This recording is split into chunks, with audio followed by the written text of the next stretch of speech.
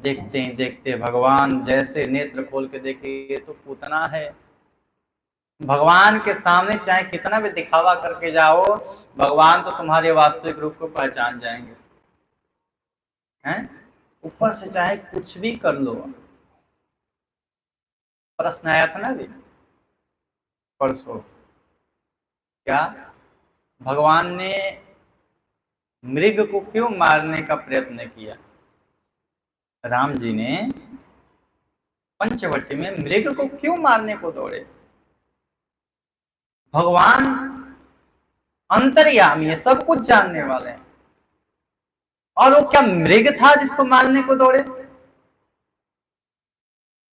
भगवान ने उससे पहले के चरित्र में आता है कि जब ऋषियों के अस्थियों को देखा, हड्डियों को देखा, हड्डियों का पहाड़ बना पड़ा है, उसी समय भगवान ने दोनों हाथ उठा करके प्रतिज्ञा किया था, इस भूमि को निशाचरों से विहीन कर दूंगा।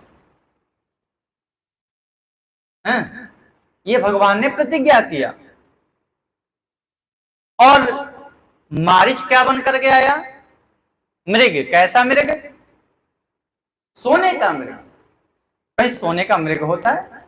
ये तो पहले से पता चल रहा है कि भाई ये सब मेकअप किया गया है, ऊपर का सोना का पन्नी चढ़ाया गया है, अंदर तो ये असुर है, निशाचर है। तो भगवान मृग को मारने नहीं गए, भगवान तो निशाचर को मारने गए, और जानते थे कि इसको मारूंगा तभी आगे की क्रिया बनेगी। केवल मारीच को मारना भगवान का उद्देश्य नहीं था। अगर मारीच को मारना होता तो भगवान ने जब इसके भाई सुबाहु को मारा था तारकावध के प्रसंग में, तो मारीच को बिना फर का बाण मार करके 100 योजन दूर नहीं भेजते। भगवान ने मारीच को जानबूझ के वहां बिना फर के बाण मारा कि जा, अभी तेरे से बाद में काम लेना है मुझे। और उसी का परिणाम स्वरूप निकला, भगवान ने कहा इसके पीछे जाता हूं। भगवान ने मृग का पीछा किया। कौन भगवान? जिन्होंने अपने कुशा के आसन से 2 कुशा निकाला, 2 तिनका निकाला कुशा का, और क्या किया? एक को झुका करके धनुष बनाया और एक को उस पे बाण बनाया और छोड़ दिया वहीं से अभिमंत्रित करके। किसके पीछे? जयंत के पीछे। इंद्र का पुत्र था जयंत। जयंत पूरे ब्रह्मांड में भ्रमण करते रहा, और वो बाण जो एक कुशा था वो जयंत का पीछे पड़े रहा।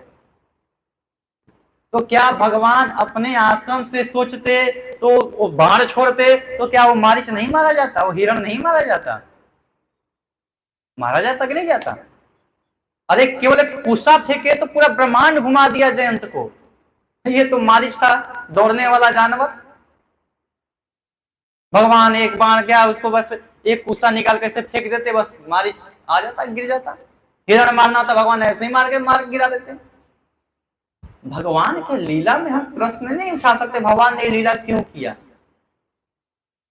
भगवान को वहां लंका पहुंचना था। भगवान जानते थे रावण आएगा, जानकी जी का हरण करेगा। उसी समय प्रसंग आता है, भगवान ने कहा कि जानकी मैं कुछ नर लीला करना चाहता हूं, आप इसमें हमारी सहायता करिए। जानकी मैया बोली क्या करें प्रभु? भगवान कहते हैं आप अग्नि में निवास कर जाइए। भगवान ने अग्निदेव को जानकी जी को सौंप दिया, और वैसा ही जानकी जी अपना प्रतिबिंब भगवान के साथ छोड़ दिया। ये लीला केवल राम जी को पता है और जानकी जी को पता है, लक्ष्मण भैया को भी नहीं पता है। ये सब भगवान की एक लीला है।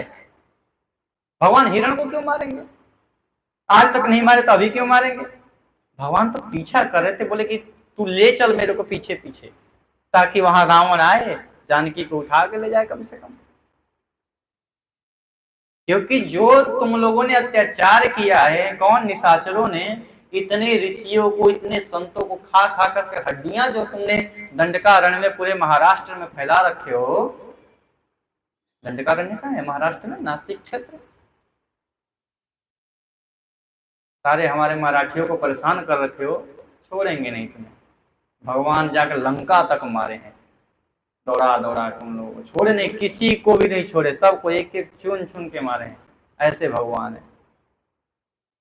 क्यों? क्योंकि विप्रधेनु सुर संत ही था, इसीलिए भगवान अवतार लेते हैं। भगवान ने देखा कि ये पुतना आ रही है,